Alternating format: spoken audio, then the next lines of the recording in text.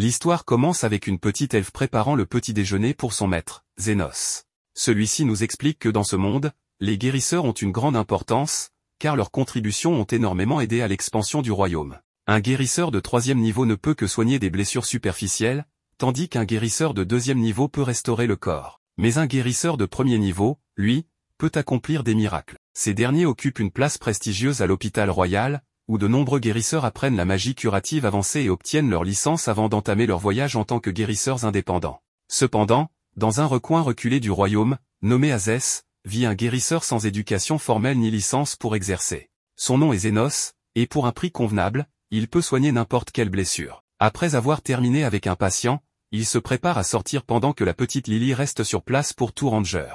Alors qu'elle cuisine, Carmilla fait son apparition, déclarant qu'elle meurt d'envie de goûter à tout ce qu'elle prépare. Son visage est marqué par d'énormes cernes, ce qui pousse Lily à lui dire qu'elle doit faire une cuisine délicieuse, car un jour, elle deviendra sans aucun doute l'épouse de Zénos. Une fois Carmilla partie, Zofia arrive au cabinet à la recherche de Zénos, mais Lily l'informe qu'il n'est pas là. Zofia décide alors de l'attendre. Peu après, une autre femme, Linga, se présente à son tour. Lily lui annonce également l'absence de son maître, et elle décide elle aussi de patienter. Mais lorsqu'elle remarque que Zofia est déjà là, elle regrette immédiatement sa venue. En réalité, Linga voulait lécher Zénos de la tête aux pieds, mais Zofia lui rappelle qu'elle est arrivée en premier, et qu'elle ferait mieux de rentrer chez elle. Les tensions entre elles montent, jusqu'à ce que Lily intervienne pour leur annoncer que Zénos n'appartient qu'à elle. Soudain, une 4e rivale, Lo, fait son apparition. Lily l'arrête net et lui dit que son maître n'est pas là et qu'elle ferait mieux de réparer la porte avant d'entrer. Finalement, toutes décident d'attendre son retour, et pendant que Lily est en cuisine,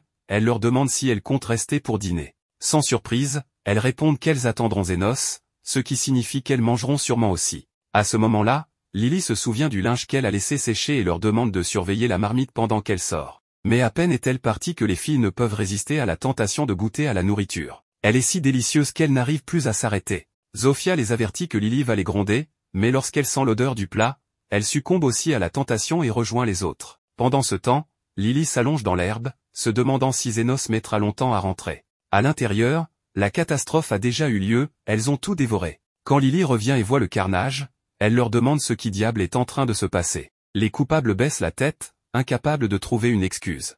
Zofia tente de se justifier en disant qu'elle voulait juste goûter, mais au final, elles avouent toutes leurs fautes. Pourtant, une nouvelle dispute éclate, qui mérite d'être avec Zénos. Lily, exaspérée, leur rappelle que si Zénos les voyait, il serait extrêmement en colère, car il voulait vraiment partager ce repas avec elle. Touchées par ces mots, les filles s'excusent et proposent de l'aider du mieux qu'elles peuvent. Malheureusement, Lily avait utilisé ses derniers ingrédients pour le ragoût, et il n'en reste plus un seul. C'est alors que Carmilla fait son retour, et la pauvre Linga, totalement paniquée, se jette au sol en implorant son pardon.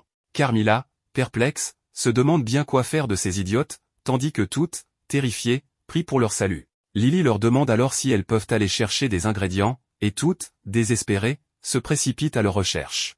Une fois seule, Carmilla fait remarquer à Lily qu'elle aurait dû les gronder davantage. Mais elle reconnaît que son cœur est trop noble pour cela. À sa place, si quelqu'un avait osé toucher à son alcool ou à sa nourriture, elle les aurait tous maudits sur le champ. Lily, amusée, lui répond qu'elle est peut-être un peu trop douce, mais elle n'est pas certaine de pouvoir terminer le dîner avant le retour de Zénos. Pendant ce temps, Zénos marche dans les rues et aperçoit une femme lapin en difficulté. Un homme aux cheveux longs s'approche d'elle et lui lance, exaspéré, qu'il ne sait pas quoi faire d'elle puisqu'elle disparaît sans arrêt. La jeune femme, affaiblie, lui répond qu'elle a mal au ventre et qu'elle est allée à l'hôpital, mais qu'ils ont refusé de la soigner, car elle n'avait pas d'argent. L'homme la saisit violemment par les cheveux et lui demande si elle croit vraiment qu'un simple mal de ventre peut lui faire gagner du temps.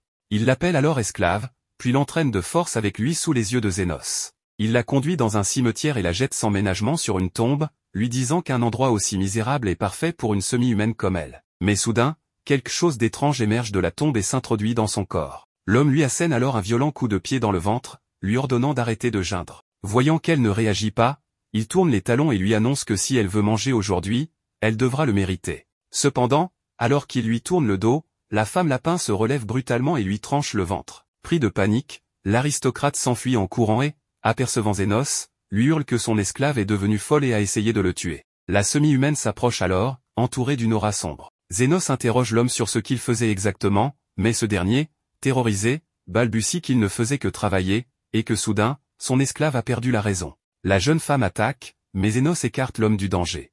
Le lâche aristocrate ordonne alors à Zénos de l'éliminer, mais celui-ci lui répond calmement qu'il n'est pas un assassin. Il esquive aisément tous les assauts, tout en observant la rapidité de la semi-humaine. Aucun semi-humain ne devrait être capable de se mouvoir ainsi. Elle tente de lui porter un coup, mais Zénos érige une barrière magique et l'envoie valser. Malheureusement, elle percute un bâtiment qui s'effondre directement sur le noble. Zénos s'approche de la jeune femme et réalise qu'elle est possédée. Il pense qu'on récolte toujours ce que l'on sème, mais être possédé pendant la récolte, c'est inhabituel. Il utilise alors sa magie curative, expulsant l'esprit maléfique tout en soignant en même temps la jeune femme. Il s'interroge, comment a-t-elle pu être possédée en plein travail? Puis, il se charge de détruire totalement l'esprit qui est sorti de la fille. L'aristocrate, miraculeusement encore en vie, assiste à la scène avec effroi. Il voit Zénos guérir une jambe brisée en une fraction de seconde et réalise qu'il a affaire à un guérisseur d'un tout autre niveau. Il lui supplie alors de le soigner, mais Zénos lui répond qu'il a terminé sa journée de travail et qu'il devra revenir demain. Le noble, paniqué, rétorque que s'il attend, il risque de mourir. Zénos lui annonce alors que, puisqu'il s'agit d'une urgence en dehors des horaires, cela lui coûtera bien plus cher. Pris de court, le noble lui jette un sac rempli de pièces d'or. Mais Zénos, impassible, lui répond que ce n'est pas suffisant. Zénos informe que le prix est bien supérieur à celui du marché, ou bien suppose-t-il qu'il essaie de l'extorquer? Cela fait sourire Zénos, qui lui annonce qu'il est un guérisseur clandestin et ne possède donc pas de licence. L'homme lui demande si cela est possible, mais Zénos lui fait comprendre que c'est un travail illégal, tout comme le pillage de tombes. Le noble, paniqué à l'idée d'avoir été découvert, tente de feindre l'ignorance. Zénos lui dit alors que s'il veut être soigné, il devra compléter son paiement en ajoutant l'esclave. Désespéré, le noble accepte et lui dit qu'il peut faire ce qu'il veut avec elle. Une fois l'accord conclu, Zénos le soigne. Un peu plus tard, lorsque la jeune fille se réveille, elle lui demande qui il est. Il se présente et lui annonce qu'il l'a acheté. Il lui demande comment prononcer son nom, et elle répond qu'elle s'appelle-t-il. Zénos lui ordonne de se déshabiller, expliquant qu'elle lui a coûté cher et qu'il veut s'assurer de son état de santé. Terrifiée, elle finit par obéir. En enlevant son haut, Zénos constate qu'il avait raison, elle souffre d'un calcul biliaire, qui provoque une inflammation des voies biliaires. Il lui dit qu'il avait également remarqué son ictère. Il la soigne immédiatement. Till, stupéfaite, lui demande ce qu'il a fait. Zénos lui explique qu'il a simplement ouvert son corps, retiré le calcul et refermé la plaie. Till est impressionné, n'ayant jamais vu un guérisseur capable d'une telle prouesse, d'autant plus qu'elle ne garde aucune cicatrice. Zénos réplique que tout guérisseur ferait cela. Till le remercie, mais il refuse ses remerciements, précisant qu'il veut une compensation. Elle lui dit qu'il peut lui demander ce qu'il veut, car elle est son esclave. Il lui montre un carnet et lui demande si elle sait où se trouve une certaine plante. Elle répond que oui. Changement de scène, elle l'emmène sur le lieu où poussent les plantes en question.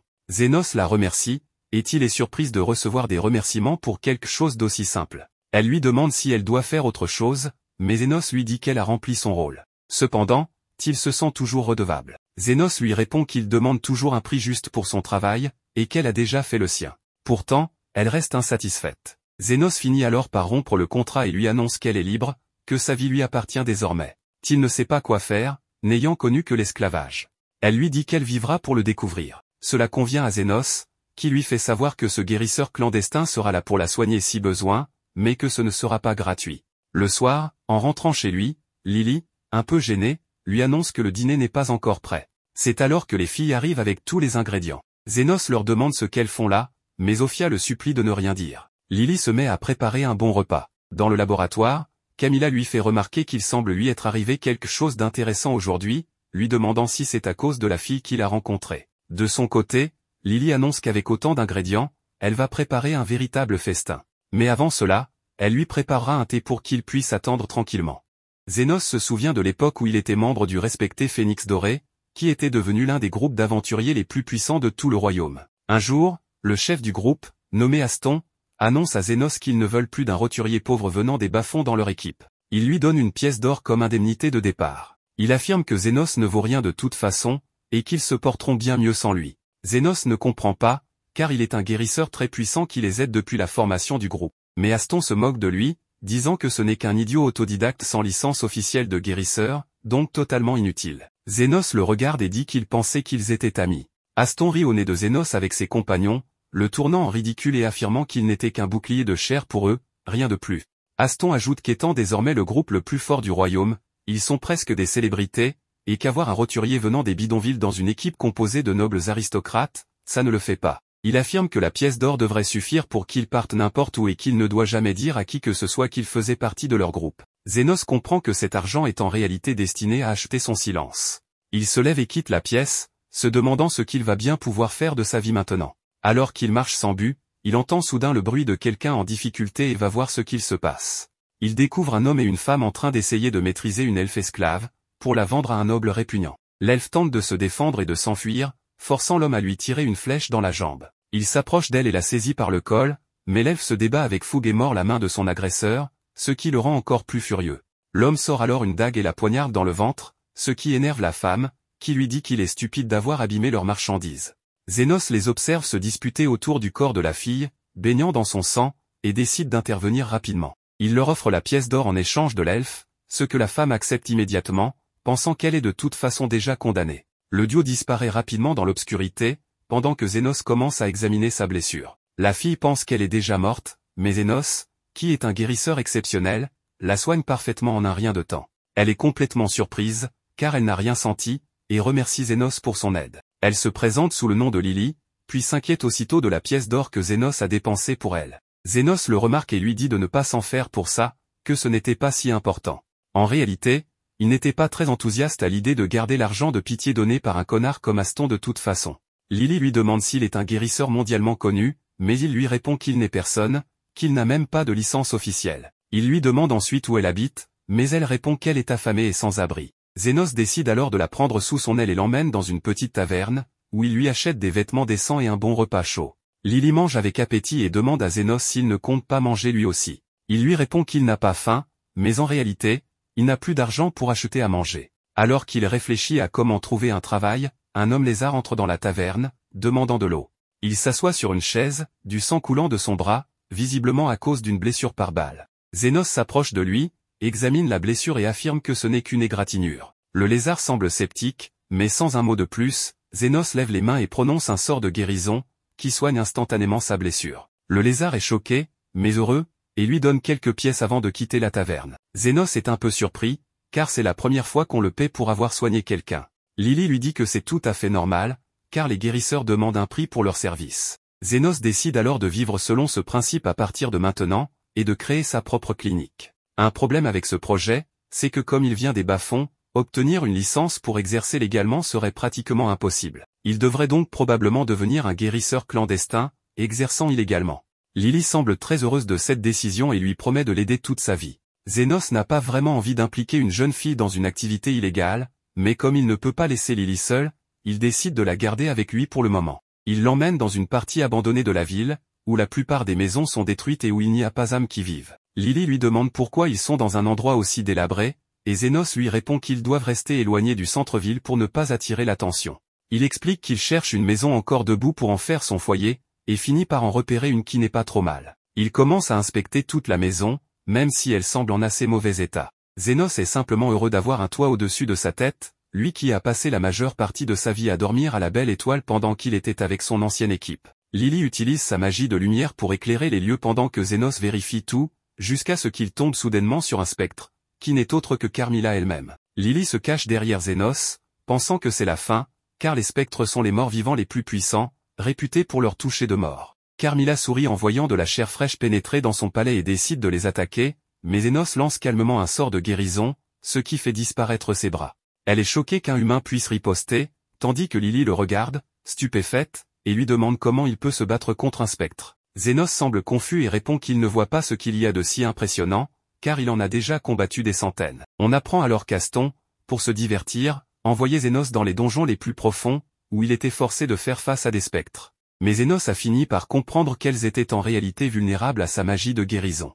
Revenant au présent, Zénos s'excuse auprès de Carmilla, affirmant qu'il veut juste rester ici et qu'il fera en sorte de ne pas la déranger. La spectre décide d'attaquer de nouveau, mais Zénos la repousse facilement. Carmilla est furieuse, elle, la reine des spectres, que personne n'a jamais osé défier. Elle lève les bras et invoque une petite armée de spectres pour l'éliminer, mais le guérisseur clandestin est bien trop fort pour elle. Il lance un sort de grande guérison qui élimine immédiatement tous les spectres de bas niveau, ne laissant que Carmilla. Zénos s'excuse encore d'avoir fait irruption ainsi et lui demande s'il peut au moins avoir une pièce pour y ouvrir sa clinique. Carmilla, réalisant que cet humain est différent, accepte de partager l'espace, mais précise que le deuxième étage est son quartier privé, avant de disparaître. Quelques jours passent, et la pièce commence peu à peu à ressembler à une vraie clinique, alors qu'ils effectuent les derniers ajustements. Lily demande s'ils devraient faire de la publicité, mais Zénos affirme qu'ils n'ont rien à faire. C'est alors que la porte s'ouvre, et que le lézard entre à nouveau. Il se présente comme Zonde et dit à Zénos qu'il a amené sa sœur avec lui.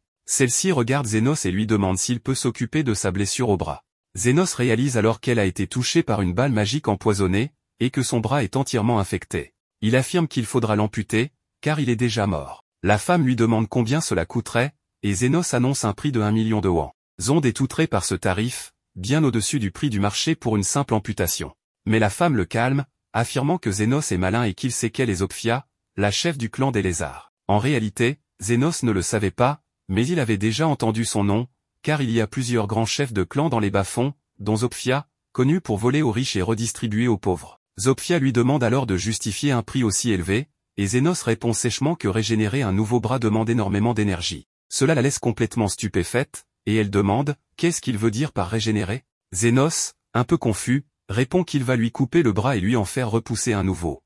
Zopfia est choquée, mais elle lui dit que s'il est réellement capable de faire ça, alors elle paiera la somme qu'il a demandée. Peu après, il l'allonge sur la table et utilise un scalpel éthéré pour amputer son bras avant de lui en régénérer un tout neuf. Zénos est surpris d'apprendre que les guérisseurs ne font normalement pas ce genre de choses. Zopfia le remercie pour son aide, affirmant qu'elle lui enverra sûrement d'autres personnes à soigner. Quelques jours passent.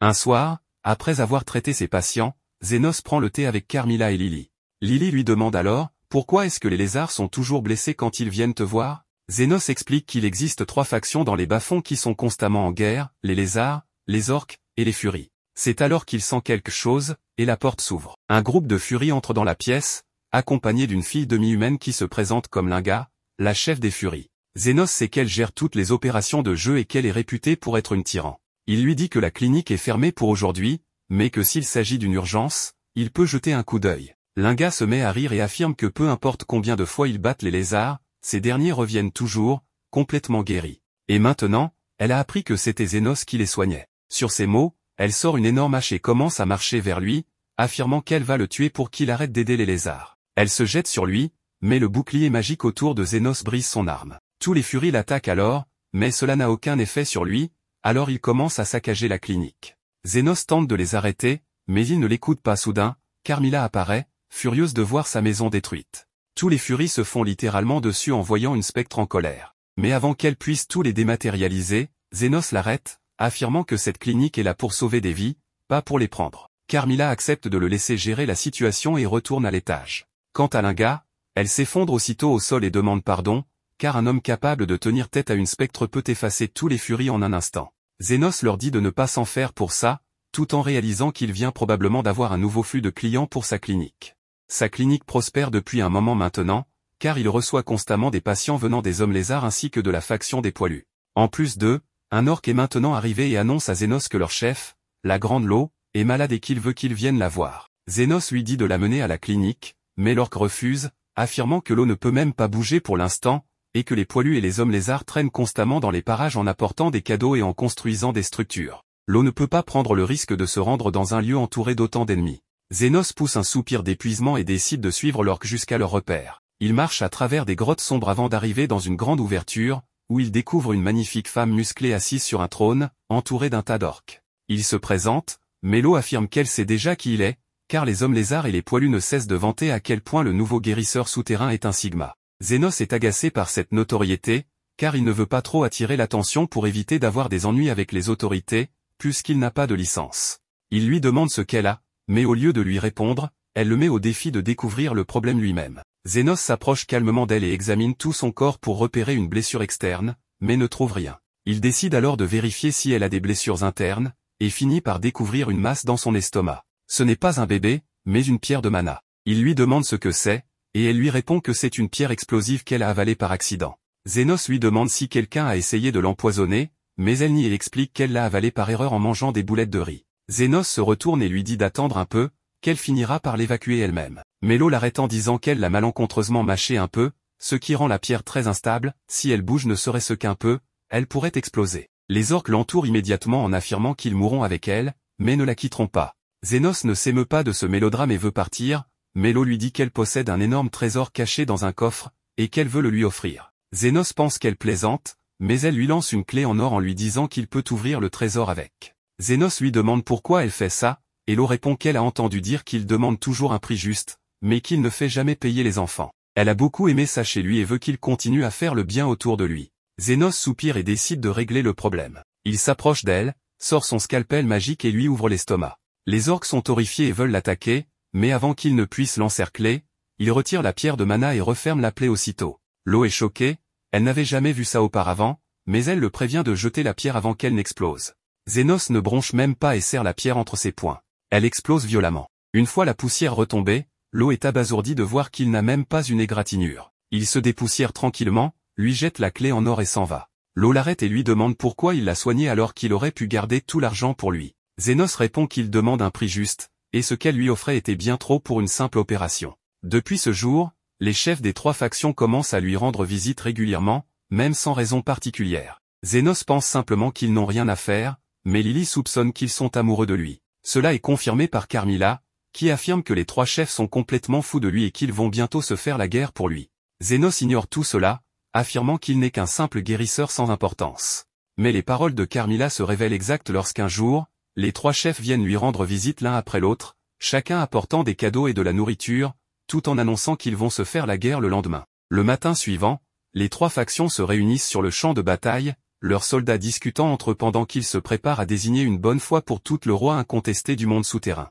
Mais avant que le combat ne commence, Zénos et Lily arrivent au stade. Plutôt que d'arrêter la bataille, le médecin souterrain leur dit de se défouler une bonne fois pour toutes. Sur ces mots, Zofia tente de porter le premier coup en sortant ses dagues et en attaquant Linga, mais la poilue esquive l'attaque. L'orque décide de se joindre au combat et saute sur Zofia, qui esquive à nouveau. C'est alors que tout part en vrille, toutes les factions commencent à se battre violemment, se frappant et se tailladant comme dans un combat à mort. Les chefs eux-mêmes s'affrontent avec l'intention de tuer. Lily est très troublée par ce qu'elle voit, mais la situation devient étrange, ils continuent à se battre toute la journée, mais pour une raison inconnue, personne ne meurt ni n'abandonne, et toutes leurs blessures guérissent comme par magie. Finalement, les chefs comprennent que Zénos est en train de les soigner tous en même temps. Il leur dit qu'il s'en fiche de combien de temps ils comptent se battre, après tout, il reste ses patients. Alors il continue de les soigner. À ce moment-là, les chefs commencent à rire en réalisant à quel point c'était stupide. Ils décident alors de former une trêve et de gouverner le monde souterrain ensemble, en paix. Lily semble vraiment heureuse de cette décision,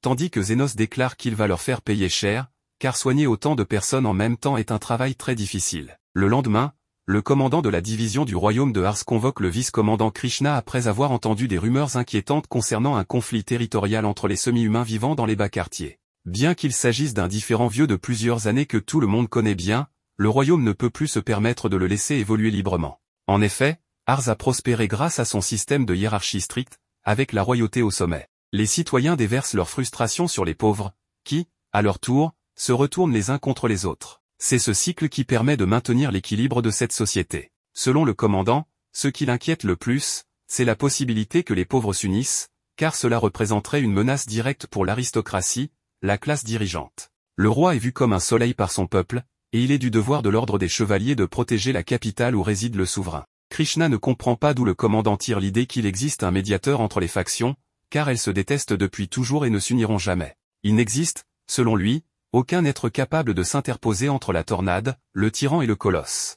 Le commandant est d'accord avec lui, mais cela contredit les rumeurs qu'il a entendues. Apparemment, un véritable médiateur serait apparu au sein des gangs, parvenant à apaiser le conflit entre les 3 groupes, au point de faire planer la menace d'une possible alliance. Que cela soit une simple histoire mal racontée ou non, l'armée ne peut pas se permettre d'ignorer cette information. C'est donc la mission de Krishna, la rose de fer, d'arrêter ce rebelle qui menace d'unir les pauvres contre la classe dirigeante. Quelques jours passent, lorsque Zofia et son frère rendent visite à la clinique de Zénos une fois de plus pour se faire soigner. Linga et Lo sont également là, en train de se détendre, pendant que Zénos demande à Zofia comment elle s'est blessée cette fois. Zofia affirme qu'elle est une voleuse qui cible les nobles très riches pour leur voler de l'argent, qu'elle redistribue ensuite aux pauvres des quartiers défavorisés. Et hier, pendant une de ses actions, elle s'est retrouvée face aux gardes royaux et a été blessée. Son frère affirme que son cas est différent, une femme folle surnommée la Rose de Fer l'a attrapée en pleine rue et a commencé à lui tirer dessus comme une vraie folle. Carmilla sourit et dit à Zénos qu'elle a le sentiment que cette fameuse Rose de Fer va bientôt lui rendre visite,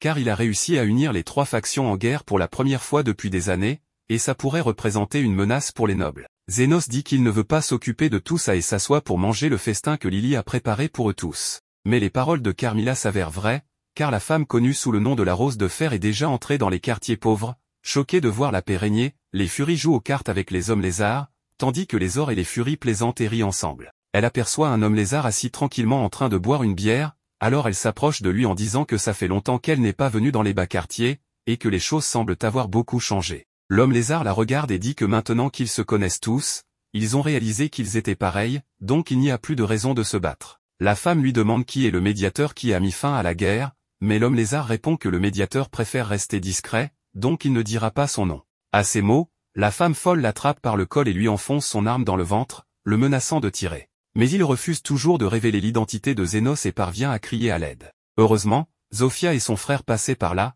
ce qui force la femme à s'enfuir. Mais elle remarque que les blessures aux mains de Zofia semblent déjà guéries. Elle traverse la ville et finit par tomber sur la clinique de Zénos tard dans la nuit. Elle entre dans la pièce en lui demandant des indications pour rejoindre la ville, mais au moment où il essaie de l'aider, elle sort immédiatement son arme et tire une grenade fumigène sur lui, tandis que Lily regarde la scène, horrifiée, se demandant ce qui va se passer maintenant. Krishna mentionne qu'elle ne s'attendait pas à tomber sur une autre cible dans un endroit pareil, en parlant de Lily. Celle-ci tente de s'approcher de Zénos, inquiète pour lui, mais une nuée toxique l'en empêche. Krishna explique alors qu'elle travaille sur une affaire bien plus importante, une enquête sur des enlèvements d'enfants. Étant donné que Lily est une elfe et Zénos un humain, elle conclut qu'ils ne peuvent pas être de la même famille. Elle se réjouit donc de l'avoir retrouvé, et souligne que c'était très malin de sa part de s'installer dans un endroit aussi reculé. Lily lui répond qu'elle se trompe, car Zénos l'a recueillie après l'avoir sauvée ici même. Krishna réalise alors qu'elle s'est précipitée dans son jugement et s'excuse. Elle explique que ce qu'elle a lancé était un projectile conçu pour neutraliser des suspects. Bien qu'il ne soit pas mortel, il peut mettre un certain temps à se dissiper. Elle affirme être perfectionniste dans son travail, mais admet que son impulsivité est son principal défaut. Zénos lui rappelle pourtant qu'elle avait affirmé auparavant que son seul défaut était son mauvais sens de l'orientation, prouvant ainsi qu'il se porte bien. Krishna s'excuse à nouveau, soulagée, mais curieuse de savoir comment il a pu se protéger. Zénos explique qu'il a utilisé un peu de magie défensive. Krishna s'étonne, car sa magie ne devrait pas pouvoir être bloquée par ce type de protection, mais Zénos insiste, ce n'était que de la magie défensive classique. Krishna s'approche pour l'inspecter de plus près et constate qu'il n'a aucune blessure, ce qui ne fait qu'alimenter son trouble. Elle admet qu'il s'est passé plusieurs choses inexplicables aujourd'hui. Zénos, de son côté, résume l'inexplicable à s'être fait tirer dessus par une inconnue à cause d'un malentendu. Elle lui demande alors s'il est un grand mage, entièrement dévoué à la magie défensive depuis l'enfance, à tel point qu'il aurait mérité un surnom glorieux. Il nie et critique le mauvais goût de ses surnoms. Krishna répond que son défaut est d'être nul pour nommer les choses, elle en est à 3 échecs déjà. Elle ajoute que c'est la seule explication logique à sa défense, après tout, personne ne peut tromper la vice-générale Krishna de l'ordre royal des chevaliers. En apprenant son identité, Zénos et Lily échangent un regard surpris. Krishna demande alors à Zénos de l'aider dans son enquête. Pendant ce temps, Carmilla, invisible dans les airs, observe la scène et retient un fou rire devant la situation embarrassante. Zénos, soulagé d'avoir installé un sort de protection pour éviter les intrusions, espère qu'aucun autre invité ne viendra pendant que Krishna est là. Assise à une table, Krishna lui révèle qu'elle est ici pour une mission secrète, retrouver et capturer un individu. Zénos est surpris qu'elle partage cette information aussi librement, mais elle précise que c'est pour faciliter leur coopération. Il lui rappelle qu'il n'a pas encore accepté de l'aider, mais Krishna lui répond que tout citoyen a le devoir de coopérer avec l'ordre. Lorsqu'il lui demande qui elle recherche, elle répond qu'il s'agit du médiateur, celui qui a mis fin au conflit entre les factions. Zénos, surpris, recrache son thé, mais fait comme si de rien n'était, bien qu'il sente la présence silencieuse de Carmilla dans son dos. Krishna explique qu'en tant que membre de l'ordre, elle ne peut ignorer l'existence d'une personne possédant un tel pouvoir. Même sous la menace, les semi-humains n'ont rien voulu dire, ce qui la pousse à croire que le médiateur a un don pour manipuler les autres, peut-être même qu'il est un serviteur du démon. Zénos tente de défendre le médiateur, disant qu'il veut sûrement juste rester discret. Il précise aussi qu'il ne sait pas qui il est. Krishna lui rétorque qu'une personne capable d'unir des factions ennemies pourrait, à long terme, représenter un danger pour la nation. Cette fois, c'est Lily qui prend la défense du médiateur, selon elle, il ne veut qu'une chose, que les gens puissent guérir leurs blessures. Krishna lui demande si elle le connaît. Gênée, Lily nie, mais son malaise trahit qu'elle ment très mal. Malgré tout, Krishna, un peu crédule, se convainc qu'ils ne savent rien. Zénos lui suggère alors qu'il serait temps qu'elle reparte, et propose de la guider jusqu'à la ville. Mais juste avant de partir, Krishna remarque qu'il y a un lit en bas. Elle demande pourquoi. Zénos improvise une excuse, c'est un lit de rechange qu'il comptait jeter. Krishna lui demande alors si elle peut y dormir, n'ayant pas encore trouvé de base d'opération. Comme l'endroit est proche des faubourgs, il est parfait pour ne pas attirer l'attention. Elle ajoute qu'elle le paiera pour ça. Ne pouvant refuser, Zénos accepte. Et ainsi, Les trois se retrouvent à prendre le thé ensemble. Sauf que cette fois, l'attitude de Lily a bien changé. Elle n'est plus aussi accueillante, une autre femme vient d'emménager, et ce n'est pas pour lui plaire. Krishna ne remarque rien et se contente de souffrir en silence à cause de la chaleur de son thé. Sa seule faiblesse, affirme-t-elle, est sa sensibilité aux aliments chauds, car, selon elle, une véritable chevalière ne peut avoir qu'un seul défaut. Zénos, de son côté, la contredit en disant qu'elle en a pourtant bien d'autres, mais elle insiste, elle se doit d'être irréprochable. À ce moment-là, Lily fait une moue boudeuse, puis sans prévenir, vient s'asseoir sur les genoux de Zénos en lui demandant des câlins. Un peu confus, il s'exécute sans comprendre ses véritables intentions. Lily en profite pour lancer un regard triomphant à Krishna, qui reste impassible, concentré sur son thé brûlant. Carmilla, toujours invisible, se rapproche de Zénos pour lui dire que Lily est jalouse. Ce dernier ne comprend pas pourquoi, alors elle lui explique, Lily cherche à montrer à sa rivale qu'elle est en position de force, et qu'elle n'acceptera pas si facilement cette femme hautaine qui l'a attaquée avec une arme magique. Alors que Carmilla se réjouit du duel qui semble naître entre les deux jeunes femmes, Zénos, lui, reste imperturbable. Il ne prend pas ce genre de choses au sérieux et se contente de suivre le jeu de Lily, qui tente tour à tour différentes tactiques pour attirer son attention. Comme Krishna ne réagit toujours pas, Lily pousse le jeu jusqu'à dire à Zénos qu'elle ne le laissera pas dormir de la nuit.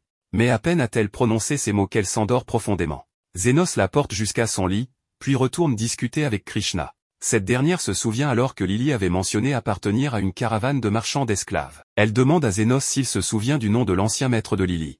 Krishna demande ensuite à Zénos s'il est un mage ayant perfectionné la magie défensive. Il nie, et elle l'interroge alors sur la possibilité de régénérer complètement un bras. Il répond que cela serait impossible à moins d'être un saint ou un guérisseur légendaire. Krishna mentionne que, lors d'un combat contre Zofia, dite le cyclone, son bras avait été gravement blessé, mais qu'il semble aujourd'hui intact. Elle en conclut que si quelqu'un est capable de soigner des blessures aussi graves, alors cette personne détient un pouvoir exceptionnel. Mais elle laisse cela de côté pour dire qu'elle commencera son enquête dès demain, bien décidée à arrêter le mal incarné, le médiateur. Zénos ignore les titres farfelus qu'elle lui donne et lui demande pourquoi elle déteste tant les quartiers pauvres. Krishna se confie alors, c'est dans ces quartiers qu'un jour, sa mère, une femme d'une grande bonté, a été assassinée. Elle venait régulièrement y distribuer de la nourriture, jusqu'à ce qu'un jour, elle n'en ressorte que comme un cadavre. On l'a tuée pour lui voler son alliance. Elle avait sauvé tant de vies, mais personne n'a pu sauver la sienne. C'est cette tragédie qui a poussé Krishna à devenir une héroïne. Elle a atteint l'excellence très jeune et est devenue la plus jeune vice-générale de l'histoire. On la surnomme la Rose de Fer en raison de sa volonté inébranlable, et aussi parce qu'elle n'a plus jamais souri depuis la mort de sa mère, son visage est devenu comme un masque de fer. Le lendemain, Zénos accueille Zofia avec calme, bien qu'il se rappelle que Krishna lui a promis de revenir le soir même. Carmilla lui conseille de ne pas trop se préoccuper de cette histoire, arguant qu'en 3 siècles, elle a vu toutes les directions qu'une vie peut prendre. Ces paroles apaisent Zénos, qui la remercie. Un peu plus tard, il dit vouloir faire une pause, mais Zofia tente d'en apprendre plus sur cette mystérieuse chevalière. Avant qu'il puisse répondre, Krishna entre par la porte. En un instant, elle et Zofia se toisent, prête à en découdre. Lily, paniquée, tente de désamorcer la situation en disant que Zofia s'est perdue. Krishna en conclut qu'elle a sûrement un mauvais sens de l'orientation, ce qui est ironique, venant d'elle. Zofia confirme, mais Krishna commence alors à l'interroger sur son bras. Sans même attendre de réponse, elle déduit que c'est l'œuvre du médiateur, ce même homme qu'elle accuse de réunir des criminels et de menacer la paix publique. Zofia rétorque qu'il y a des criminels dans toutes les couches sociales. Même l'ordre, chargé d'enquêter sur l'enlèvement d'enfants, est dirigé par un aristocrate. Les quartiers pauvres ne sont qu'un camouflage, c'est là que tout le monde opère pour passer inaperçu. Elle n'est donc pas surprise que Krishna ne la croie pas. Krishna, visiblement étonné, confesse qu'elle n'avait jamais entendu parler de tout cela. Elle demande alors à Zofia qui elle pense être le véritable chef. Sans hésiter, Zofia répond, Kalandor. Krishna éclate de rire, pour elle, c'est absurde. Kalandor est un philanthrope, un homme connu pour offrir une éducation gratuite aux orphelins. Le voir comme un criminel lui paraît impensable. Mais Zofia, toujours calme, lui répond qu'elle est bien trop naïve et facilement dupée. Elle reproche à Krishna de ne s'attarder que sur les apparences, contrairement au médiateur, qui n'a jamais jugé personne selon son statut ou son apparence. Il n'a toujours fait qu'aider ceux qui avaient besoin d'aide. Et même si ça lui coûte de l'admettre, Zofia sait qu'il serait prêt à sauver Krishna elle aussi, si jamais elle était en danger. Elle critique ensuite la vision biaisée de Krishna, qui ne voit que le mal dans les quartiers pauvres, au point que sa notion de justice en devient une mauvaise blague. C'est à ce moment-là que Zénos comprend que la situation va dégénérer et s'interpose. Il refuse la demande de Krishna de s'écarter, car Zofia est l'une de ses patientes. Sans donner plus d'explications, il lui révèle alors la vérité, il est le médiateur. Krishna refuse d'y croire. Le médiateur qu'elle cherche est censé être un expert en magie curative, alors que Zénos est connu pour la magie défensive, maîtriser les deux serait tout simplement impossible. Mais Zénos lui explique qu'il n'est expert en rien.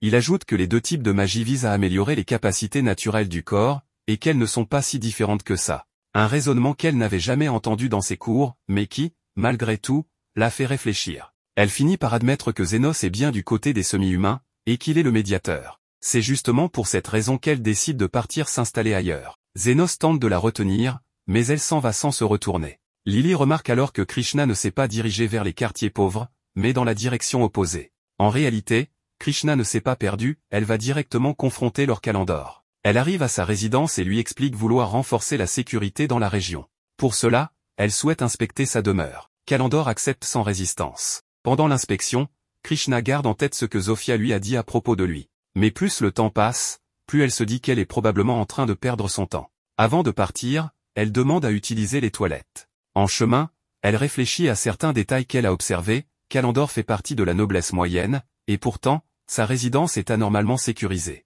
De plus, l'entrée arrière est bien plus protégée que l'entrée principale. En sortant, elle remarque un trou révélant un sous-sol. En s'y aventurant, elle découvre un enfant enfermé, les yeux bandés. Alors qu'elle tente de le rassurer, Kalandor la prend par surprise et lui tire dessus avec une arme magique d'une puissance effrayante. Grièvement blessée, elle ne peut riposter. Elle regrette alors de ne pas avoir été plus forte. Mais juste avant que Kalandor ne l'achève, Zofia et Zénos surgissent de nulle part. Kalandor, sûr de sa supériorité, les menace. Lorsqu'il ne recule pas, il tire directement sur le visage de Zénos.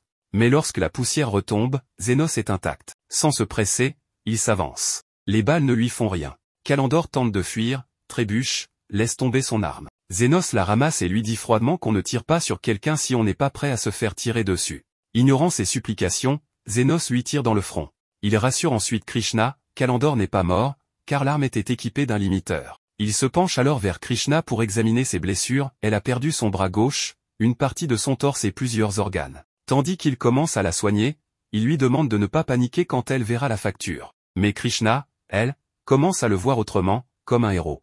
Zénos refuse ce titre. Pour lui, il n'est qu'un guérisseur clandestin, avec une clinique en ruine, qui fait juste ce qu'il peut pour survivre. Krishna prend alors en charge les enfants, et en les voyant, comprend mieux sa mère, elle qui souriait toujours en s'occupant des enfants des quartiers pauvres. Une fois l'affaire close, Krishna demande à Zénos pourquoi il l'a sauvée. Il lui répond simplement, pour l'argent. Si tu étais morte, tu n'aurais pas pu me payer ce que tu me dois. Cette réponse sèche la fait éclater de rire. Pour la première fois depuis longtemps, elle sourit. Zofia, moqueuse, lui dit qu'elle ne sait pas encore bien le faire. Krishna admet alors que ce sourire maladroit n'est qu'un défaut parmi tant d'autres. Quelque temps plus tard, alors qu'il marche dans les rues, il se remémore une partie de son enfance tragique, lorsqu'il se trouvait seul dans une ruelle des bas quartiers. Il fut alors trouvé par Aston, qui l'invita à partir à l'aventure avec son groupe, puisque s'il n'avait rien de mieux à faire, autant les rejoindre. Zénos répondit qu'il pensait que les pauvres ne pouvaient pas devenir aventuriers. Aston lui expliqua que, certes, c'est souvent le cas, mais que la motivation et les compétences comptaient plus que le statut social. Il lui demanda ensuite ce qu'il savait faire. Zénos répondit qu'il connaissait un peu la magie de soin. Aston se mit à rire, disant que les pauvres n'avaient pas les moyens d'apprendre ce genre de magie. Malgré tout, il l'invita à rejoindre son groupe, affirmant qu'il avait besoin d'un esclave de toute façon. Plus tard, au cours de leurs aventures, alors qu'ils affrontaient un loup, Zénos s'occupait de soigner leurs blessures et d'améliorer leurs statistiques, bien que Aston ne s'en soit jamais rendu compte. C'est pourquoi il décida qu'il était temps de se débarrasser de quelqu'un d'inutile. De nos jours, on voit le groupe se diriger vers un donjon, en se plaignant de la distance, bien que le nettoyer puisse leur rapporter beaucoup de points auprès de l'un des 7 grands nobles. Le problème, c'est que ce groupe ne pense qu'à boire et faire la fête, et non à devenir plus fort. Ils sont trop confiants, car leur réputation repose sur le fait qu'ils battent des bêtes magiques sans jamais être blessés. Lorsqu'ils tombent sur une meute de renards de feu, ils se préparent à les tuer pour rapporter les peaux à leur fenêtre. Mais le mage chargé de la défense est inutile comparé à Zénos, et les flammes des renards brûlent le bras de Aston. Le groupe est rapidement mis en très mauvais état et décide de battre en retraite. À la sortie de la grotte, Aston réprimande son groupe, leur demandant comment ils peuvent échouer contre de simples bêtes magiques de Rambé. L'un des membres lui fait remarquer qu'il n'a pas fait grand-chose non plus, tandis qu'un autre suggère que Zénos les avait peut-être toujours soignés en secret. Aston trouve cela impossible, mais se dit qu'il devrait peut-être engager un véritable guérisseur, pas un bon à rien comme Zénos. Il retourne donc dans la grotte, cette fois accompagné d'une guérisseuse de la capitale nommée Humain. Elle les avertit de ne pas s'attendre à des miracles, car elle a à peine obtenu sa licence d'aventurière. Elle ne comprend pas comment les célèbres Golden Phoenix, réputées pour sortir indemnes de leur combat, ont désormais besoin d'une guérisseuse de rang moyen comme elle. Aston lui dit que certaines choses se sont passées. Un autre membre demande si leur camarade va s'en sortir. Elle répond qu'il va guérir, mais devra probablement renoncer à sa carrière d'aventurier. Aston réagit en disant que cela prouve qu'il n'était pas au niveau du groupe Golden Phoenix. Puis il explique au groupe comment ils doivent s'organiser, avant de s'enfoncer à nouveau dans le donjon. Il a besoin de la peau des renards pour que l'Orphénelle puisse offrir un cadeau d'anniversaire à sa fille, et il ne veut pas rater l'occasion de gagner la faveur de l'un des plus grands nobles. Mais à peine entrés, les renards ignés attaquent rapidement. Le gros du groupe active une magie défensive, tandis que Aston se demande pourquoi il n'arrive pas à toucher les renards, se sentant beaucoup plus lent. Une boule de feu touche alors le mage, qu'Humain soigne rapidement. Elle les avertit que s'ils ne quittent pas les lieux, leurs compagnons pourraient mourir. Frustré, Aston décide de se retirer. Une fois dehors, il réprimande le responsable de la défense pour son mauvais travail. Humain lui fait savoir que la défense était active tout le temps, sans cela, le mage serait mort sur le coup. Aston se plaint que la magie défensive ne sert à rien si elle laisse passer autant de dégâts. Il ordonne à la guérisseuse de le soigner immédiatement, mais elle lui répond qu'il faut l'emmener à l'hôpital, car seuls les guérisseurs de rang élite, voire les saints, peuvent traiter ce genre de blessures seuls. C'est là qu'Aston commence à comprendre que depuis qu'il a expulsé Zénos, son groupe encaisse des dégâts. Il demande à Humain si quelqu'un sans licence pourrait avoir un niveau de magie de soin équivalent à celui d'un élite. Elle répond qu'elle en doute fortement, tandis que Aston essaie de ne pas croire que l'incompétent les avait aidés tout ce temps. L'Orphénelle envoie un message à Aston pour lui dire de déguerpir et de ne plus jamais remettre les pieds chez lui, car son groupe a échoué dans la mission qu'il lui avait confiée. Aston refuse d'obéir et demande au majordome de le laisser parler à Fennel. Mais le majordome lui répond que son maître n'est pas seulement déçu de leur échec, mais aussi du fait qu'il ne l'ait même pas prévenu qu'il ne pourrait pas accomplir la tâche. S'il l'avait su, il aurait pu éviter l'humiliation de ne pas pouvoir offrir un cadeau à sa fille. Aston, désespéré, tente de se justifier en disant qu'il y avait un traître dans leur groupe, un certain Zénos.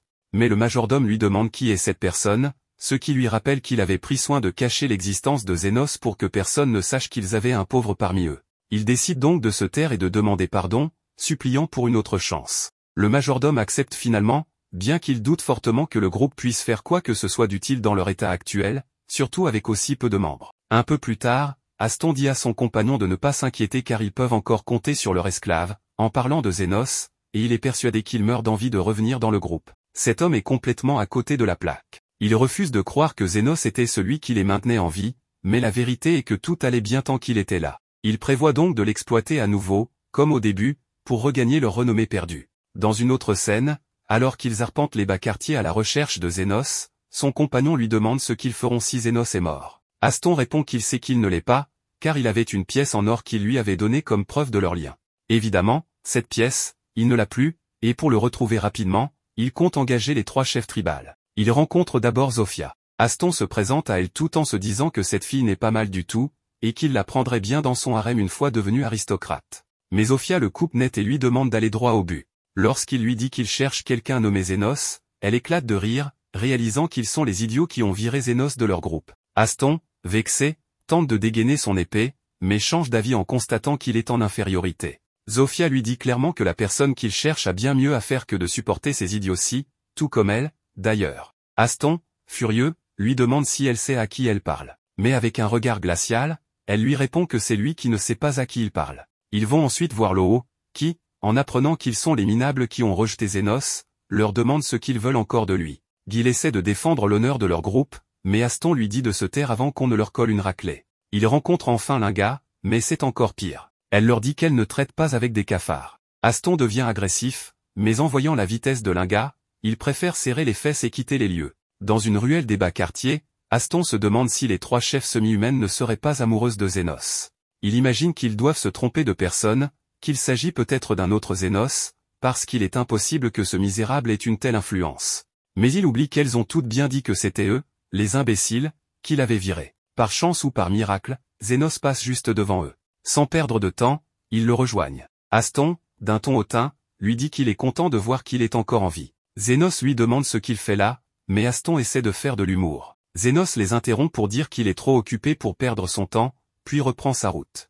Aston, désespéré, l'interpelle, il est là pour lui, car il se sent généreux aujourd'hui et veut lui proposer de réintégrer le groupe Golden Phoenix. Très froidement, Zénos lui répond « Je passe ». Aston n'en revient pas, et Zénos lui demande comment il peut être aussi surpris, alors qu'il l'avait maltraité, et même attaqué avec des noix. Ce qui est évident, c'est que Zénos ne les regrette pas du tout. Aston lui répond que ce n'est pas pour ça qu'il lui parle, il lui propose simplement de revenir. Zénos lui répond que si vraiment il insiste, alors il pourrait peut-être les accompagner, un jour où il serait libre. Mais à une condition, désormais, ils devront le payer pour ses services. Ce sera 50 000 par soin, et le triple pour la magie défensive et la magie de renforcement. Aston, furieux, lui demande pour qui il se prend, il n'a même pas un endroit où tomber mort. Mais à ce moment-là, les gens des bas quartiers s'approchent de Zénos pour le saluer et le remercier, lui demandant qui sont ces étrangers. Lily lui dit que leurs vieux sont un peu bruyants, donc Zénos décide de rentrer chez lui.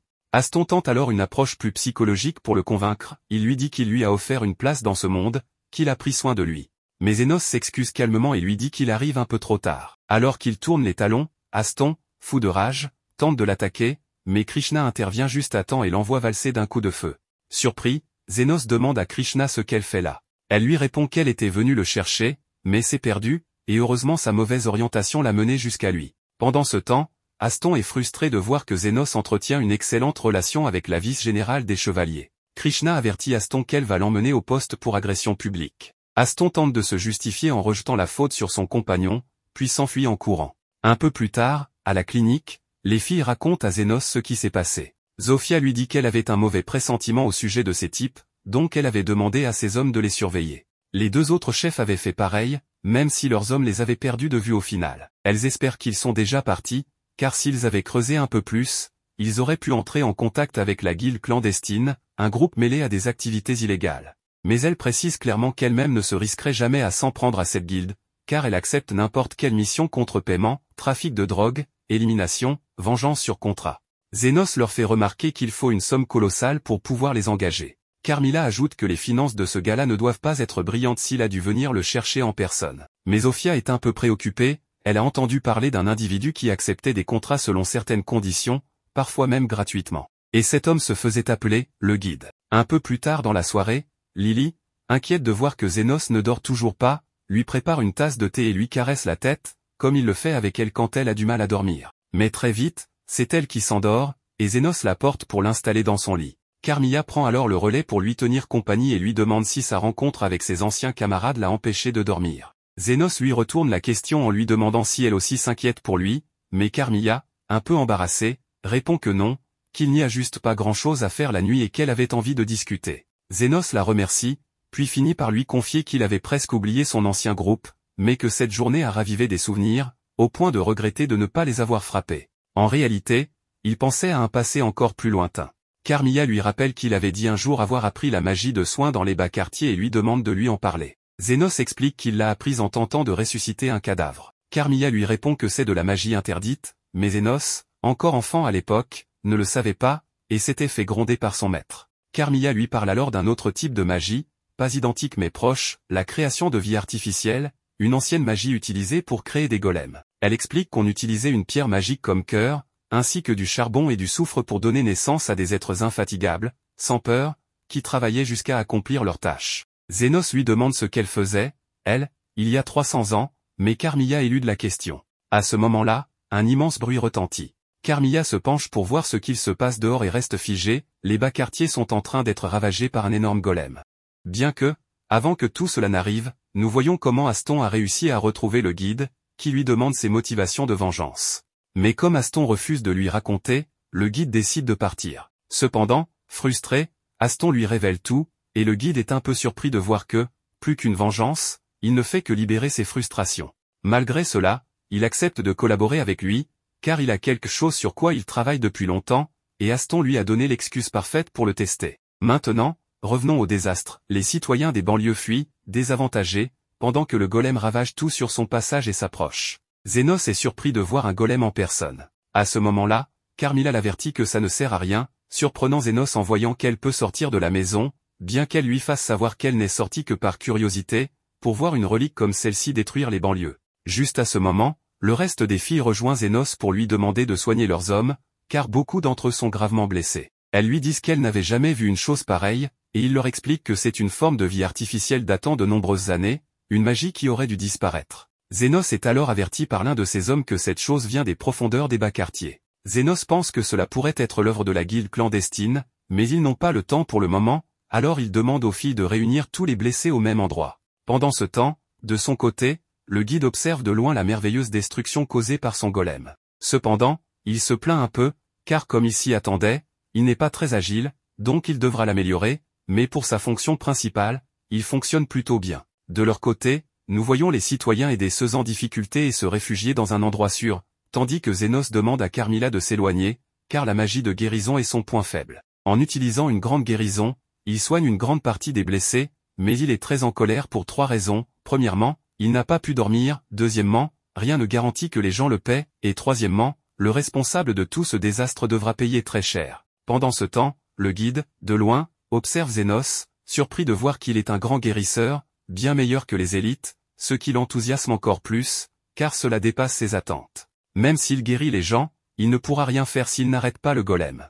Le guide admet que Zénos a remporté la première manche, mais il attend avec impatience les résultats de la deuxième. Les filles informent Zénos qu'elles n'ont pas trouvé d'autres blessés, et lui, plus soulagé, les félicite pour leur excellent travail. Cependant, il se lamente, car ce monstre continue de tout détruire et il espère qu'à un moment donné, il se lassera et rentrera chez lui. Mais Carmilla lui fait savoir que les golems ne s'arrêtent pas tant qu'ils n'ont pas accompli leur objectif, et elle suppose que sa mission est de détruire les bas quartiers. Zénos se lamente de ce calvaire, tandis que Carmilla se demande comment diable ils ont pu obtenir une pierre magique d'une telle pureté pour invoquer ce golem, car ces pierres ne se trouvent qu'au sud, près du château du roi démon. De plus, cette magie aurait dû disparaître, et le simple fait de réunir les autres ingrédients est assez compliqué. Cependant, Zénos lui dit que spéculer sur la provenance de cette chose ne sert à rien, et que le mieux est d'aller vaincre ce monstre. Les filles lui disent qu'elles vont l'accompagner, tandis que Carmilla est surprise d'entendre la déclaration de Zénos, mais elle lui explique que s'il veut détruire cette chose, il doit détruire la pierre magique qui sert de cœur, c'est-à-dire le noyau du monstre, sinon il continuera à se régénérer encore et encore. Zénos se lamente, car s'il détruit la pierre, il ne pourra pas la vendre. Zénos est tout un homme d'affaires et demande aux filles de charger contre le golem, car il se chargera de les guérir. Les filles, confiantes, se lancent contre le golem et sont surprises par les améliorations de Zénos, elles acquièrent une force et une agilité impressionnantes. Mais à un moment donné, Linga est projetée en l'air d'un seul coup et est surprise de voir qu'elle n'est pas morte, comprenant que cela doit être grâce à Zénos, qui, de son côté, s'occupe d'appliquer les sorts appropriés au bon moment, car la guérison, le renforcement et la force s'activent différemment, et il doit les activer au moment précis. En comprenant le rythme de régénération du monstre, il demande aux filles de détruire ses jambes. Lorsqu'elles le font, elles commentent qu'elles n'auraient jamais imaginé un jour se battre côte à côte toutes les trois, et elles savent que tout cela est grâce à Zénos. Le problème, c'est que lorsque le golem tombe, il s'effondre en direction d'une petite fille qui était cachée. Zénos, désespéré, court vers elle, mais il est incapable d'activer la magie défensive s'il n'atteint pas la fille à temps. Soudain, le golem s'arrête, et nous voyons le guide commenter qu'il a, de manière surprenante, remporté la deuxième manche. Il mentionne qu'il y a beaucoup de choses à perfectionner, puis il s'en va. De son côté, Carmilla dit à Zénos qu'il est surprenant que ce golem ait combattu plus férocement lorsqu'il était contre lui, car ces créatures ne suivent que des ordres simples. Mais lorsque Zénos finit d'analyser le golem, il se rend compte que dans sa poitrine gauche se trouve Aston, servant de noyau. Le guide remarque que Zénos a découvert sa magie, car avec une pierre magique imparfaite, la meilleure option était de la combiner avec un humain vivant, et c'est ce qu'il a fait. Le problème, c'est que les humains se laissent guider par leurs émotions, mais un idiot avec une haine intense est le sujet idéal pour une expérience. Maintenant, ce golem et Aston ne font qu'un, ce qui pousse le guide à se demander comment il va mettre fin à cette bataille. Zénos a guéri d'innombrables personnes, mais maintenant, il devra tuer le compagnon qu'il a sorti des bas quartiers. Mais à ce moment-là, nous voyons Zénos demander aux filles de partir. Elles refusent, car si ce monstre se régénère, ce sera un gros problème. Zénos leur dit qu'elles ont raison, mais vu la situation actuelle, c'est à lui de mettre fin à ce monstre. Les filles, respectant sa décision, décident de partir, tout comme Carmilla, qui prend comme excuse que l'aube approche. Lorsqu'ils s'en vont, Aston se lève, et Zénos mentionne que tout a commencé lorsqu'il l'a sorti des bas quartiers, car il était très rare que quelqu'un d'aussi obstiné, détestable et égoïste sauve un petit enfant des bas quartiers. Cependant, il a ensuite entendu de l'un de ses compagnons qu'il était obsédé par l'argent et le pouvoir, car sa petite sœur était morte faute de pouvoir payer ses médicaments. La petite fille que le golem n'a pas attaquée lui a rappelé sa sœur, et c'est pour cette raison qu'elle est sortie indemne. Il pense qu'il reste peut-être encore de l'humanité dans cette chose, mais il y a aussi une haine pure. Il commente qu'il se sent peut-être frustré, car lui a trouvé un autre foyer après l'avoir abandonné, et il lui a semblé étrange qu'il sache qu'il n'avait nulle part où aller auparavant, mais maintenant il comprend qu'Aston n'avait pas non plus d'endroit où retourner. Aston, en l'entendant, s'énerve et se jette sur lui, tandis que Zénos utilise son scalpel magique pour ouvrir une brèche dans l'armure du golem. Une fois celui-ci à terre, il dit à Aston que ce sera peut-être la dernière fois qu'il verra son visage, car il est temps de mettre fin à son aventure. De son côté, le guide est surpris de voir que Zénos l'a éliminé, car il pensait que cela lui coûterait plus de se décider à tuer. Voyant que le divertissement est terminé, il décide de partir, un peu déçu. Mais en jetant un dernier coup d'œil, il est choqué de voir que Zénos est en train de détruire le noyau tout en guérissant Aston en même temps, enlevant les parties fusionnées et guérissant peu à peu ce qui reste du corps et des organes. Le guide est abasourdi de voir qu'il effectue un processus aussi compliqué et presque impossible après avoir guéri tant de personnes et soutenu les demi-humaines au combat. Incrédule, il se demande comment quelqu'un capable de faire cela peut exister. Zénos dit à Aston que, franchement, le monde serait bien mieux sans lui, et qu'il devrait le savoir lui-même, mais qu'il doit payer pour tous les désastres qu'il a causés dans les bas quartiers. Et vu l'état dans lequel il est, même son compagnon devra payer aussi, en référence au guide. La raison pour laquelle il le sauve, c'est d'abord pour retrouver le guide, et la deuxième, c'est que, même s'il est un bon à rien, il a fait deux bonnes choses pour lui. La première, le sortir des bas quartiers, et lui donner son indemnité avec laquelle il a pu sauver Lily. Mais la raison la plus importante pour laquelle il ne pense pas le tuer, c'est qu'il est un guérisseur. Puis, d'un coup d'épée, parce que ce n'est plus un scalpel, il finit par détruire la pierre magique. Plus tard, Aston lui dit qu'il est si incroyable que ça lui donne la nausée, et bien qu'il était confus dans le golem, il a pu voir tout ce qu'il était capable de faire. Il comprend que si son groupe est arrivé là où il était, c'est grâce à lui, et même s'il dit quoi que ce soit, ça ne changera rien, il doit s'excuser. Mais Zénos s'approche de lui et lui demande de se lever, car dans cet état lamentable, il ne peut pas le frapper. Cela choque Aston, et Zénos lui dit que maintenant qu'il va bien, il n'a plus besoin de se retenir. En renforçant son poing, Aston panique et lui demande de s'arrêter, mais Zénos lui assène un puissant coup qui le met à nu d'un seul coup, se sentant bien mieux après ça. Plus tard, Krishna se charge de le réveiller. Aston lui demande où il est, et Krishna lui explique qu'elle l'a trouvé en chemin et lui a tout raconté, ajoutant qu'il devrait être reconnaissant d'être encore en vie. Puis elle lui dit qu'il est en état d'arrestation pour tentative d'agression, pour s'être échappé d'elle, ainsi que pour de nombreux autres chefs d'accusation, notamment l'exhibitionnisme. Elle lui dit aussi que Zénos a pris son épée pendant qu'il était inconscient, car en tant qu'objet de classe supérieure, elle devrait se vendre à bon prix. Aston se lamente d'avoir tout perdu et de n'avoir plus rien, mais Krishna lui dit que Zénos lui a laissé son indemnité et qu'il ne veut plus jamais rien avoir à faire avec lui. Aston se met à pleurer, tandis que Zénos, de son côté, sent qu'il va s'évanouir de fatigue. Les filles le ramènent à sa clinique et en profitent pour le tripoter un peu. Pendant ce temps, le guide commente qu'il vaut mieux qu'il se cache pendant un temps, mais il est sûr que leurs chemins se croiseront à nouveau. En arrivant à la maison, Lily dit à Zénos que Carmilla était très inquiète, ce que cette dernière, gênée, dément en la traitant de menteuse. Lily s'approche de Zénos avec une tasse de thé, et il leur dit qu'il est très reconnaissant de les avoir toutes là. Le lendemain, Krishna retrouve Zénos et les autres chez lui et leur annonce qu'ils n'ont pas appris grand-chose sur le cerveau derrière l'attaque du golem. La seule chose qu'il a pu confirmer, c'est que l'individu se fait appeler le guide. Zénos mentionne qu'il s'assurera de ne pas oublier ce nom, car il veut qu'il paie tout ce qu'il lui doit, évidemment en parlant d'argent. Krishna ajoute aussi que le guide avait déjà quitté l'endroit où il s'était installé avec Aston, sans leur laisser la moindre piste. Zofia intervient ensuite pour dire qu'elle a pu enquêter de son côté, le guide ne fréquentait le guild clandestin que depuis peu, et là-bas, il ne traînait avec personne. En d'autres termes, parmi tous les étranges, il était le plus étrange. Krishna leur fait savoir que l'ordre le considère comme dangereux et qu'ils continueront à l'enquêter, mais ils ne pensent pas qu'il réapparaisse de sitôt, car il a bien effacé ses traces. Zofia pense qu'il reviendra tôt ou tard, et les autres sont d'accord. Cela pousse Krishna à leur demander d'arrêter de spéculer. Même s'il apprécie leur aide, il préfère se fier aux preuves qu'il a en main plutôt qu'aux suppositions. C'est alors que Zénos leur demande d'arrêter de parler d'un bout à l'autre de la pièce, mais Krishna refuse, car elle ne peut pas être vue à la même table qu'avec des semi-humaines. Évidemment, cela offense les autres, car ce n'est pas comme si elle était si belle que ça. Mais comme elle s'en fiche totalement, elle les pousse toutes dehors de force, car elle veut recevoir des clients et gagner de l'argent pour de vrai. Une fois enfin tranquille, Lily lui dit qu'elle a une idée, car elle sait à quel point il est fatigué à cause de l'attaque du golem, et elle connaît une façon de le faire se sentir mieux. Mais avant de lui dire ce qu'elle a en tête, Zofia surgit soudainement. Elle explique que l'histoire du golem l'a énervée et qu'elle veut qu'ils aillent ensemble dans des bains thermaux, un excellent moyen pour lui de récupérer de l'énergie. Zénos pense que ce serait un bon changement d'air, ce qu'elle prend comme une acceptation de son invitation. À peine parti, Linga apparaît quelques secondes plus tard et lui fait exactement la même proposition, à sa manière, et s'en va toute heureuse en voyant qu'il accepte. À ce moment-là, Lily se sent vraiment déprimée, comme un supporter des Warriors. Mais les invitations ne sont pas finies, car Krishna entre maintenant par la porte pour lui proposer quelque chose. Elle est arrivée en dernier car elle s'est perdue en chemin. Mais comme on pouvait s'y attendre, Zénos, complètement épuisé, finit par l'inviter elle aussi au bain thermo. Lily boude face à tout cela. Et maintenant que tout est enfin terminé, Zénos lui demande ce qu'elle voulait lui dire, mais elle refuse, fâchée contre lui. C'est à ce moment que Carmilla descend au rez-de-chaussée et dit qu'elle trouve ça drôle que pour surpasser leur rival, elles aient toutes eu la même idée. Elle ne se lasse pas de voir jusqu'où peuvent aller les femmes amoureuses. Zénos commence à penser que pour une morte aussi puissante, elle a des goûts très vulgaires de feuilleton.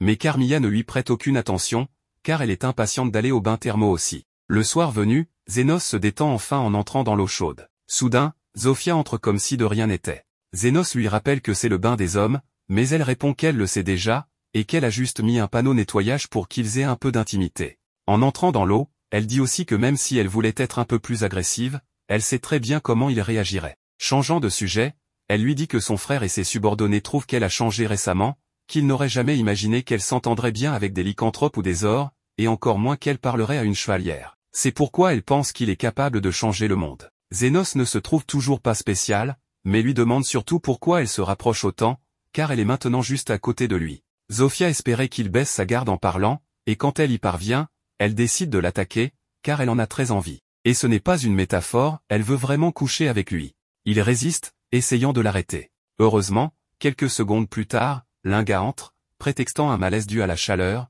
mais elle saute aussi sur Zénos. Zofia la bloque en plein vol et lui reproche d'avoir encore beaucoup trop de force pour une malaise. Pendant qu'elle se dispute, Loho, qui campait dans l'eau, émerge complètement nu et dit à Zénos qu'elle l'attendait depuis le début, voulant savoir ce qu'il pense de son corps.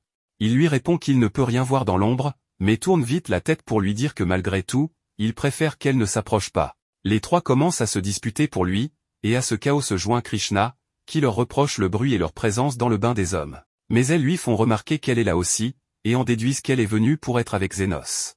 Krishna ne nie pas cette accusation et trouve comme excuse qu'elle s'est perdue. Mais elle se joint tout de même à la bagarre pour savoir qui restera avec Zénos. De son côté, Zénos perd patience et leur hurle d'aller dans le bain des femmes. Là, une chevalière qui voulait se détendre trouve curieux que tant de races s'entendent bien. Elle remarque ensuite Lily, qu'elle trouve adorable. Lily avoue que si elle avait un plus beau corps, elle aurait eu le courage d'envahir le bain des hommes, mais que la réalité, c'est que les autres la surpassent largement en attributs, et qu'elle ressemble à une planche à repasser. C'est alors qu'elle voit la fille à côté d'elle et se réjouit de constater qu'elle aussi est plate. Elle la salue donc avec enthousiasme, comme si elle retrouvait une sœur. Mais la chevalière ne comprend pas ce changement d'attitude. Une fois Lily dans l'eau, Carmilla s'approche pour lui dire de ne pas se décourager, qu'elle a encore beaucoup de temps pour grandir, et qui sait, peut-être que c'est elle qui finira avec Zénos. Lily s'accroche à cette possibilité, mais se déconcentre en voyant que Carmilla devient de plus en plus transparente. Carmilla explique qu'elle se sent si bien qu'elle pourrait monter au ciel, puis disparaît entièrement. Lily est très effrayée, mais Carmilla revient à la normale, car c'était juste une blague. La chevalière confirme qu'elle est un spectre, et commence immédiatement un sort de purification. Carmilla traverse alors le mur, sans sa serviette, pour aller dans le bain des hommes et embêter Zénos, ce qui l'agace énormément, car c'est lui qui travaille le plus et on ne lui laisse même pas un instant de repos. Plus tard, tout le monde se réunit pour un banquet du soir, mais Zénos remarque que Krishna est assise au fond de la salle, alors il l'invite à se joindre à eux. Krishna se sent mal d'être dans cette situation, car le seul jour de repos qu'elle prend, elle se retrouve avec toutes ses filles. Zénos laisse tomber et demande où est Carmilla. Lily lui répond qu'elle est partie boire dans sa chambre pour être tranquille. Peu après, Lily s'endort profondément, et Zénos s'assoit pour parler avec Carmilla. Elle lui raconte qu'elle a aimé le début du dîner, mais que les filles ont fini par jouer à un jeu de boisson, où la gagnante devait s'asseoir sur ses genoux, et le pire, c'est qu'on ne l'a même pas payé pour ça. On voit alors que pendant que les autres devenaient folles avec l'alcool, Lily dormait paisiblement sur ses genoux. À cause de tout ça, Zénos se plaint que l'objectif de venir ici était de se détendre, ce qu'il n'a pas pu faire. Carmilla lui demande de ne pas voir ça comme quelque chose de mauvais, qu'il doit profiter des bons moments tant qu'ils durent, car elle est sûre qu'il sera bientôt à nouveau dans les ennuis. Changeant de sujet, Zénos lui demande comment elle a pu venir ici, pensant qu'elle ne pouvait pas rester longtemps au soleil. Carmilla lui montre un objet et explique que c'est grâce à lui. Comme son corps est éthéré, elle peut posséder des objets auxquels elle tient, alors elle est entrée dans le bâton que Lily porte en journée. Zénos suppose qu'elle y tient parce qu'il lui appartenait auparavant, et lui demande qui elle était de son vivant. Elle lui répond que c'était il y a très longtemps et qu'elle ne s'en souvient plus. Puis, elle lui souhaite bonne nuit. Le jour suivant, un grand fracas se fit entendre dans cette même auberge.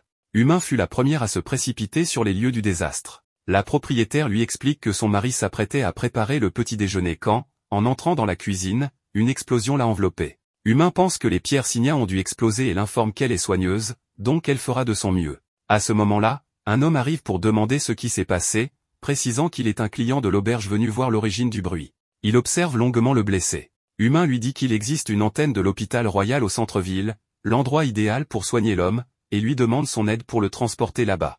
L'homme répond qu'il n'a jamais entendu parler de cela, mais que c'est très intéressant. Il lance ensuite un sort sur l'homme, mais comme Humain ne le voit pas, elle pense qu'il l'a abandonné sans cœur. Pourtant, à ce moment-là, l'homme blessé reprend conscience, et sa femme le serre dans ses bras, heureuse de le voir complètement guéri. Humain ne comprend pas ce qu'il s'est passé. Elle pense un moment que son sort a fonctionné, mais sait que c'est impossible, la blessure étant bien trop grave. Plus tard, elle se rend à son poste pour informer son supérieur de l'incident. Celui-ci comprend qu'il s'agit d'un guérisseur d'élite, capable de soigner des brûlures graves instantanément. Comme il y en a moins de 10 dans tout le pays, ils sont très prisés, et le gouvernement voudrait sûrement le recruter. Il reconnaît toutefois que soigner cet homme était un acte honorable, et ne voit pas de problème à le laisser partir. Ce qu'il ignore, c'est que Zénos est un mercenaire. En se remémorant mieux la scène, Humain précise que Zénos portait un manteau noir. Son supérieur, qui associe ce manteau à un guérisseur d'élite, change alors d'avis et souhaite le retrouver. Comme Zénos n'est pas officiellement enregistré, il suppose qu'il vit peut-être dans les bas quartiers. De retour avec Zénos, qui ne sait rien de ce qui s'est passé, un jour il reçoit un patient en urgence.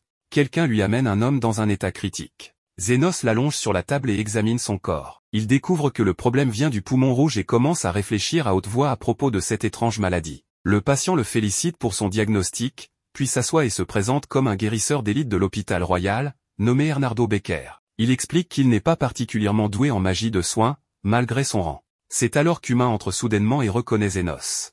Hernardo se met à tousser du sang. Après avoir pris un médicament, il explique à Zénos qu'il a pris une drogue provoquant des symptômes similaires au poumon rouge, mais que les effets vont rapidement disparaître. Zénos, curieux, lui demande pourquoi il a fait cela et d'où vient cette drogue. Hernardo lui répond qu'il en est le créateur, l'ayant développé pour mieux comprendre et trouver un remède contre le poumon rouge. En entendant cela, Zénos comprend enfin qui il est. Humain commence alors à parler des exploits de son supérieur, capable de créer des remèdes pour de nombreuses maladies. Il dit ensuite à Zénos qu'il pensait qu'il était une vieille connaissance, mais s'est trompé. Zénos explique que le manteau qu'il porte appartenait à son maître, dont il ignore le nom. Hernardo lui propose alors de travailler à l'hôpital royal, disant qu'ils ont un problème urgent et qu'un étranger comme lui pourrait apporter de bons résultats. C'est alors que les filles arrivent à la clinique, ayant vu le drapeau rouge hissé, signe d'une urgence. Zénos suppose que c'est Carmilla qui l'a hissé. Hernardo admire leur loyauté envers lui. Bien que la situation soit délicate, Zénos accepte la mission proposée, sachant qu'il aura besoin d'alliés puissants maintenant qu'il a été découvert. Il sait aussi qu'Hernardo a distribué le remède contre le poumon rouge dans les quartiers pauvres, sauvant de nombreuses vies, et qu'il semble connaître son maître. Il ne peut donc pas être si mauvais, non? Hernardo promet de lui en dire plus s'il accepte de venir à l'hôpital royal, et qu'une fois la mission accomplie, il l'aidera à vivre en paix. Il lui souhaite alors la bienvenue de manière amicale. Peu après, Zénos arrive à l'hôpital royal avec Hernardo et Humain, et il est époustouflé par l'ampleur de l'endroit. Il dit que c'est trop grand et trop lumineux à son goût et demande s'ils n'ont pas de pièces sombres et douteuses, car c'est là qu'il se sent le plus à l'aise.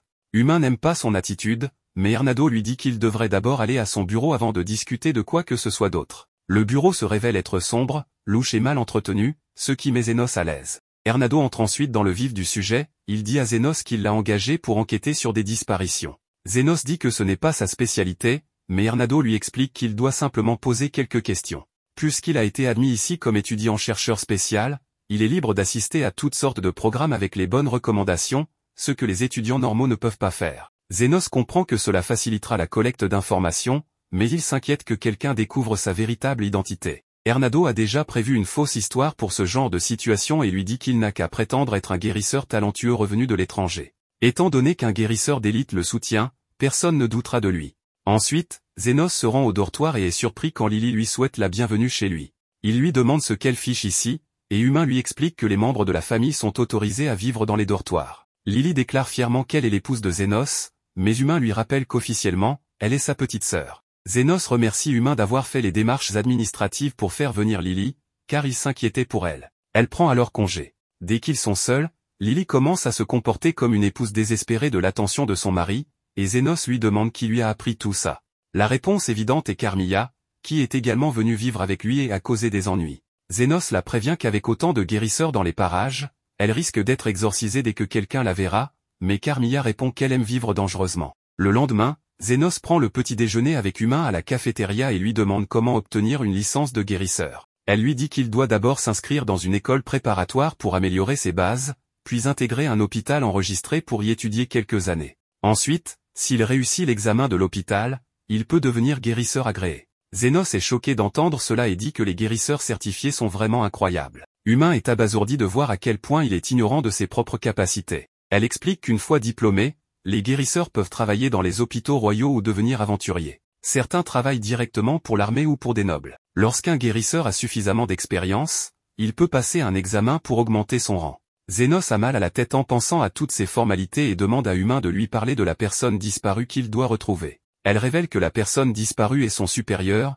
Alfred, un guérisseur avancé et le directeur adjoint du laboratoire où elle travaille. Elle n'arrête pas de vanter Alfred, disant qu'il est très gentil et intelligent, et qu'il a joué un rôle important dans le développement de médicaments cruciaux avec Hernado. Zénos lui demande si elle a des pistes, mais avant qu'elle ne puisse lui répondre, un groupe de guérisseurs entre dans la salle, mené par un vieil homme distingué. Zénos lui demande qui c'est, et elle l'informe qu'il s'agit du professeur Goldran, le directeur adjoint de l'hôpital et un guérisseur avancé de classe 7. Zénos est curieux de savoir ce que signifie classe 7, et Humain explique que les guérisseurs débutants, intermédiaires et avancés sont divisés en 7 classes. Un guérisseur avancé de classe 7 est la position la plus haute que l'on puisse normalement atteindre, après cela, on peut devenir un guérisseur d'élite. Zénos est impressionné. Humain lui dit que, comme le directeur de l'hôpital est trop vieux pour travailler régulièrement, Goldran détient le plus d'autorité ici. Cependant, les choses ont beaucoup changé depuis qu'il est aux commandes, et seuls les patients riches reçoivent un traitement convenable désormais. Elle ajoute que Goldran s'intéresse plus à sa carrière politique qu'à ses compétences de guérisseur. Certaines rumeurs disent qu'il a atteint la classe 7 grâce à ses bonnes relations avec les grands nobles. Zénos décide de rester loin de lui, mais Humain lui dit que ce ne sera pas possible, car Goldran est l'un des suspects dans l'affaire Alfred. Il avait rassemblé des guérisseurs talentueux autour de lui pour renforcer sa position, et avait demandé à Hernado de lui prêter Alfred quelque temps. Comme Goldran avait financé ses recherches, Hernado devait lui rendre l'appareil. Alfred lui-même voulait étoffer son CV. Cependant, un mois après être allé travailler avec Goldran, Alfred a disparu, et Goldran dit ne rien savoir à ce sujet. Zénos comprend, mais veut savoir comment approcher Goldran. Humain lui dit qu'à force de faire des performances remarquables dans différents domaines, c'est Goldran qui l'approchera. Zénos n'y croit pas trop, car il se sous-estime. Avant que Humain puisse dissiper ses doutes, un crétin renommé Graison arrive et commence à l'insulter sans raison. En partant, Zénos demande qui est ce type, et Humain explique que c'était son camarade de classe, mais depuis qu'il a été recruté par le groupe de Goldran, il est devenu arrogant. Zénos part ensuite en cours, pensant à la manière dont son maître l'avait formé, lui et un ami, pour devenir des guérisseurs capables non seulement de soigner des blessures, mais de guérir le monde. Il sort de ses pensées lorsque le cours commence et que le professeur commence à enseigner aux étudiants les monstres morts-vivants. Zénos en sait déjà pas mal grâce à ses jours d'aventurier, mais il est impressionné par la méthode systématique utilisée à l'hôpital. Ensuite, le professeur parle des spectres, les morts-vivants les plus puissants. Il explique qu'on en sait peu sur eux car ils sont rares et que la plupart des groupes qui les affrontent sont anéantis. Il précise que si un spectre parle, c'est encore plus dangereux. Cela choque Zénos, car sa colocataire est un spectre, et il décide de ne rien dire pour éviter le chaos. Le professeur demande ensuite si quelqu'un a déjà combattu des morts-vivants. Le rouquin Graison se lève et se vante d'en avoir vaincu 30. Il se tourne alors vers Zénos et lui demande s'il a déjà affronté des fantômes. Zénos décide d'attirer un peu l'attention, sans trop en faire. Bien qu'il ait déjà vaincu environ 50 fantômes à la fois, il dit pouvoir en gérer une trentaine. Tout le monde est choqué, et le professeur lui demande de s'expliquer. Zénos dit que s'ils vont au donjon souterrain, ils trouveront plus de fantômes que de moustiques, et que la meilleure façon de les éliminer est de leur lancer un sort de soin à tous. Le professeur est encore plus stupéfait, car même les groupes d'aventuriers de rang évitent le donjon. Mais Zénos agit comme si ce n'était rien. Graison, lui, devient jaloux et le suit au cours suivant pour lui faire concurrence. Ce cours porte sur les cercles de guérison, mais Zénos trouve cela inutile car il peut soigner ses patients avant même d'en dessiner un. À la fin du cours, le professeur demande des volontaires. Graison se lève pour frimer, puis traîne Zénos devant. Zénos ne connaît qu'un cercle magique enseigné par son maître, et il le dessine au tableau. Graison rit car il ne l'a jamais vu, mais le professeur s'emballe, ce n'est pas un cercle de guérison, mais de régénération. Zénos explique que c'est un peu étrange car il peut faire repousser un organe aléatoirement. Le professeur est encore plus choqué, aucun humain ne peut activer ce cercle car il demande trop de mana. Mais Zénos lui montre comment faire. Le professeur devient fou et tente de recruter Zénos dans son laboratoire. Pendant qu'il trouve des excuses, Graison devient encore plus jaloux. Bientôt, les rumeurs sur Zénos atteignent Goldran. Mais il ne le prend pas au sérieux, car ce n'est qu'un étudiant-chercheur spécial. À ce moment-là, un subordonné l'informe que des fantômes ont été aperçus dans le cimetière local. Goldran ordonne d'envoyer une équipe de guérisseurs sur place, avec Zénos, pour tester s'il peut vraiment vaincre 30 fantômes. Une équipe menée par Grayson s'y rend, mais la moitié des membres prennent peur en voyant les fantômes. Ils lancent des sorts complets un par un, mais Zenos trouve ça inefficace. Humain lui dit qu'il est normal qu'il pense ça. Tous les guérisseurs abandonnent et se regroupent, les fantômes les encerclent, mais c'était le plan de Zenos. Il lance un sort de soin massif et les élimine tous. Tout le monde est choqué, mais Grayson prend le crédit. Même si Humain essaie de dire que c'est Zenos, il s'en fiche.